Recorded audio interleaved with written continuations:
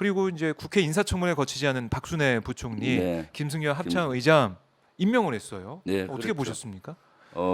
국회 청문회를 거치지 않고 임명한 네. 것은 국회와 국민을 무시하는 처사죠. 음, 지금 사실은 그동안은 국회의장이 선발이 안 돼서 네, 국회가 열리지 못했는데 그랬죠. 국회의장과 부의장이 선발되고 난 다음에 네. 바로 임명을 했어요. 왜 그것이야말로 그랬을까요? 저 국회와 국민을 무시하는 거죠. 왜냐하면 국회의장이 선출이 되면은 네. 상임위원장이 선출이 아니더라도 TF 형식으로 여야 청문회 팀을 만들어서 위원을 할 수 있습니다. 네. 그런데 그 청문회 하기 싫은 거죠. 박순애 그 부총리라든가 네. 김성겸 합참의장 청문회를 하게 되면은 또 여러 가지 허점이 나올 거 아니에요. 그런 것들을 회피하기 위한 수단이 아닐까 하는 생각을 합니다. 네. 그러니까 국회가 정상화까지 완전히 정상화 안 됐지만 의장을 네. 선출했으면 인사청문회 충분히 할 수 할 수 있는데 있죠. 그 예. 기회가 이제 보장이 예. 돼 있는 할 수 있는 예. 상황인데도 불구하고 임명을 해버렸다. 예, 그것은 사실 금방 그 청문회 TF 팀을 바로 뭐 할 수 만들어서 있겠죠. 위원을 예. 구성해서 할 수 있는데 네. 뭐가 급해서 그렇게 국회와 국민을 무시하는지 모르겠어요. 특히 네. 박순애 부총리 같은 경우는 어떻습니까?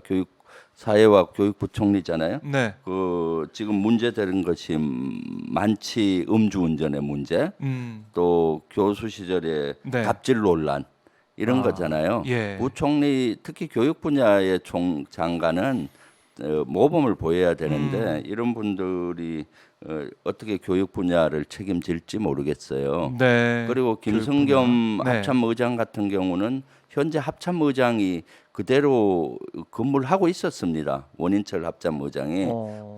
공석도 아니에요. 네. 그리고 원인철 합참의장이 아주 잘 하고 있었고 음. 그러면은 청문회를 거쳐서 가야 되는 것인데 그 뭐가 급해서 그렇게 현 합참의장이 있는데도 불구하고 네. 이렇게 무리수를 하는지 모르겠습니다. 그러면은 대통령실에서 얘기했던 그러니까 교육 수장과 예. 또 안보 공백 이런 거 네. 우려해서 예. 임명할 수밖에 없었다라고 얘기했는데 말씀 들어보니까 예. 공백이 없었네요. 예, 안보 공백은 현재 합참의장이 아주 잘 지휘하고 있고 네.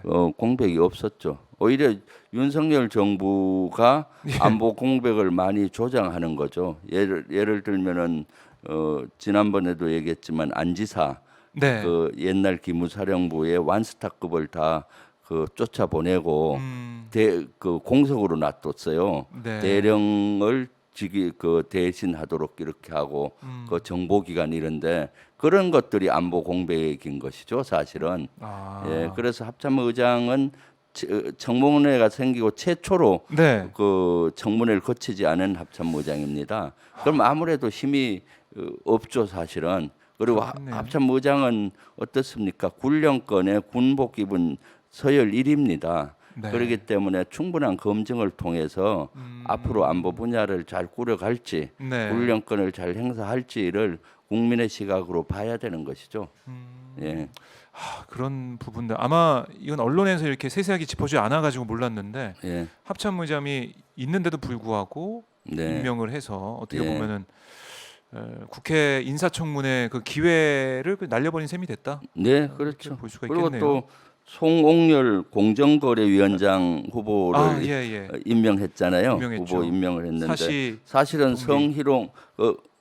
성희롱 문제가 사법연수원 불거져 동기. 예. 있는데도 불구하고 사법연수원 동기잖아요. 네.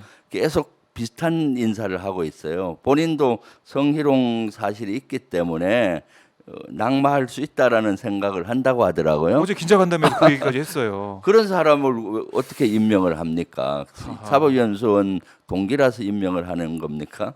참 이런 인사들이 지금 계속 네. 오류를 범하고 있는 거죠. 사실 그래요. 윤 대통령 지지가 지금 계속 떨어지고 있잖아요. 데드크로스 보이고 데드 크로스가 하고 있는데 네. 그 첫 번째가 인사 문제로 인사 많이 문제. 문제가 되는데도 불구하고 네. 한 번 실수는 실수로 받아들일 수 있지만 동일 실수를 계속 반복하고 있는 거죠. 그래서 저는 참 윤석열 정부의 인사 정책, 네. 인사가 만사인데 참으로 우려가 큽니다. 네. 국민들도 아마 그런 우려가 크기 때문에 그것이 지지도로 연결되지 않겠나 하는 그래요? 생각이 들어요. 근데 어제 출근길에 윤석열 네. 대통령이 예, 이거 질문 받고 얘기를 했어요. 네. 전 정권 인사 중에 그렇게 훌륭한 사람 봤냐 이렇게 항변하는 모습을 봤는데 네, 지금 저희 화면에도 지금 나오고 있습니다. 윤석열 예, 대통령의 발언하는 모습이 나오고 있는데 굉장히 좀 기분 나쁜 예. 그런 표정으로 예, 손가락도 이제 보여가면서 예, 예. 30초 정도 만에 이제 아예 들어가 버렸습니다. 질문 더 예, 받지 예, 않고 예. 어떻게 보셨나요? 전 정권 인사 중에 이렇게 훌륭한 사람 봤느냐? 네, 딱 보는 순간에 첫 번째가 네, 본인이 누워서 얼굴에 침 뱉깁니다. 아, 윤석열 대통령은 예, 누굽니까? 문재인 대통령 때 검찰총장을 했잖아요. 그렇죠. 검찰총장이면 장관급인데 예. 네, 그럼 본인은 훌륭한 사람이 아니라는 겁니까? 참. 바로 그렇게 예, 예. 반박할 수 있는 부분이에요. 아, 그렇죠. 그렇고 본인은 마치 아닌 것 같이 네. 자신은 아닌 것 같이 이렇게 하는 것은 문제인 거고 음, 또 저는 제일 큰 문제가 대통령이 자꾸 합법에서 비교 합법을 쓰는 게 문제인 것 같아요. 그러니까 전 정권과 늘 비교하잖아요. 아, 예, 예. 예, 예. 그런 전 발언이 여러 번 정권에서 있었죠. 이런 사람 봤느냐, 네. 전 정권과 비교를 하고 하는 것은 대통령으로서 아주 안 좋은 태도와 사고 방식입니다. 그래요. 예, 왜냐 비교 합법을 쓰는 사람들은 자기에 대해서 자신이 없는 사람들이에요. 우리 학교 다닐 때도 공부 잘하는 사람은 비교 합법을 안 써요. 아, 100점을 자기가 성적에서 못 맞은 거에 대해서 그렇죠. 늘 아쉬워요. 95점 네. 맞고도 야 조금만 더 했으면 100점 맞을 텐데 음. 해서 그걸 노력하거든요. 근데 공부 못하는 경우 어떻습니까? 40점 맞고도 네. 30점 맞은 사람이 있으니까 나 잘했다 이렇게 아. 얘기하는 학생들이 간혹 있잖아요. 네, 네. 사실은 자기의 능력에 확신이 없을 때 이런 비교 음. 합법을 써요. 리더는 비교 합법을 쓰는 태도는 아주 안 좋은 태도입니다. 그리고 또 대통령은 네. 우리 국가를 이끌어 가야 되잖아요. 그렇죠. 지금 미래는 새로운 분야가 계속 진행되잖아요. 그래서 과거와 비교하는 건 적절하지 않아요. 새로운 미래를 향해서 끊임없이 고민을 해야 되는 것인데 네. 자꾸 과거 정부와 비교해서 자신을 이렇게 하는 것은 아주 안 좋은 태도이고 네. 그리고 또 국민들한테 저는 그 표현을 썼을 때 참 문제가 대통령이라면은 먼저 사과부터 해야 되는 거죠. 뭐냐? 그때 누굽니까? 김승희 문체부 예. 장관 후보자가 보건복지부. 낙마했잖아요. 예. 그러니까 보건복지부 네. 김승희 후보가 낙마했으니까 국민들께 먼저 사과드립니다. 훌륭한 후보를 했어야 되는데 이렇게 먼저. 낙마하고 사퇴를 국민은 했으니까. 눈높이 안 맞은 사람을 임명한 것에 대해서 죄송합니다. 하면서 예를 들어서 김순애 부총리라든가 박순애 예. 부총리라든가 김승겸. 김승겸 합참의장 임명에 대해서는 양해를 구해야 되는 거죠. 근데 마치 이렇게 훌륭한 사람 봤습니까? 예. 하면서 이렇게 한다는 것은 네. 근본적으로 윤석열 대통령의 사고 방식과 태도가 예. 리더답지가 않다. 대통령답지가 않다는 겁니다. 그래서 앞으로 대통령은 좀 이런 사고와 태도를 네. 진정으로 훌륭한 대통령으로서 사고와 태도를 가졌으면 좋겠습니다. 아마 국민이 원하는 것도 그거였겠죠. 네. 그러니까 사실은 보이는 것이 국민 앞에는 대통령도 늘 겸손해야 되는데 보이는 이미지는 아나 무인격 이런 이미지를 보여주고 그래요. 있잖아요. 예, 예. 근데 사실은 윤석열 대통령은 그저께 얘기를 했지만은 예. 지지율에 뭐 유념치 않는다. 네, 그냥 후보 시절도 그랬고 네. 지금도 마찬가지예요. 국민을 바라보고 뭐 가겠다 이런 얘기를 예. 하고 있어요. 예. 그러니까 지지도라든가 여론조사에 연연하지 않겠다는 것은 아주 잘못된 태도입니다. 민심이 천심이잖아요. 네. 우리 민심의 바로메타가 여론조사입니다. 예전에는 여론조사 잘 안 하니까 그냥 단문내서 했는데 네. 지금 매주 여론조사가 매주 나와요, 나오잖아요. 진짜. 여러 개가. 여론조사는 사실은 민심을 반영하는 것이거든요. 네. 그럼 여론조사를 신경을 안 쓴다는 것은 민심을 신경 안 쓴다는 것이죠. 민심을 떠나서 어떻게 대통령이 국정 운영을 하겠습니까? 네. 민심의 바다 속에서 국민이 진정으로 원하는 게 뭔지, 국민의 애로사항이 뭔지, 국민의 고통이 뭔지를 알고 거기에 맞는 민생에 대한 그걸 국정 운영을 해 가야 되는 거죠. 네. 또 저는 박순애 그 부총리 신고식 할 때 임명장 중에서 한 말을 듣고 깜짝 놀랐어요.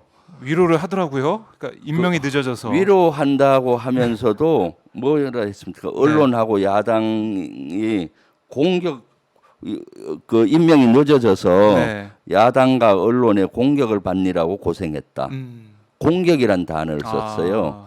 언론과 야당은 문제 제기를 하는 겁니다. 그래서 청문회가 있는 것이고요.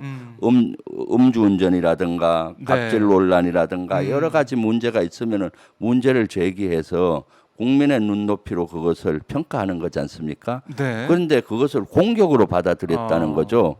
그러면 사실 문제 제기를 받아들이지 않는다는 거거든요.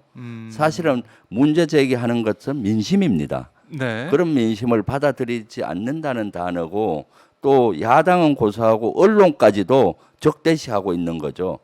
언론을 공격한다. 네. 언론에서는 여러 가지 비판도 하고 물론 그 공격하는 면도 있을 수 있지만 대부분은 건전한 비판으로 봐야 되고 국민의 목소리를 언론이 대신 그 기록하잖아요. 네. 그런 것들을 봤을 때 제대로 된 국정 운영이 되고 하는 것인데 그걸 공격으로라는 단어를 쓰는 것을 보고 저는 참 너무나 우려스럽고 이 대통령의 태도와 사고 방식 이런 것들이 참 앞으로 좀 더 훈련이 돼야 되겠다 하는 걸 느꼈습니다.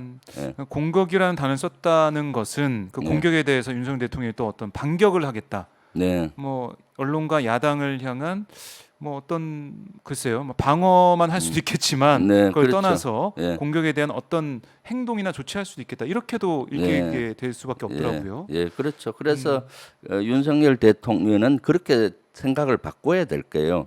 야당이 비판하는 것은 네. 야당이 누굽니까? 국민의 대표 국회의원들이 다 모여 있잖아요. 그렇죠. 국민의 목소리로 받아들여야 되는 것이고 언론의 비판이나 공격이라 썼는데 언론도 국민들의 말을 대신해서 언론에서 얘기하잖아요. 네. 그런 것들을 해야 되는 검증도 건데 하는 거고 언론이. 사실은 윤 대통령이 용산 시대를 연다면서 용산 집무실로 이동했잖아요. 네. 하는 첫 번째 이유가 뭐였습니까? 소통이잖아요. 그래요. 국민과 소통. 네. 지금 어제하고 오늘 어제 일어났던 이런 발언들, 그 지금 전 정부의 보다 어떤 장관보다 훌륭하다라든가 뭐 네. 공격이라든가 이런 단어는 소통하는 모습이 아닌 것이죠. 소통하는 하는 모습이 아니다. 그러니까 네. 용산에 간 취지가 별로 반영되지 않고 있다. 네. 내용이 사실 중요한데 네. 소통하는 모습은 보이지 않고 있다. 이렇게 지적을 해주신 건데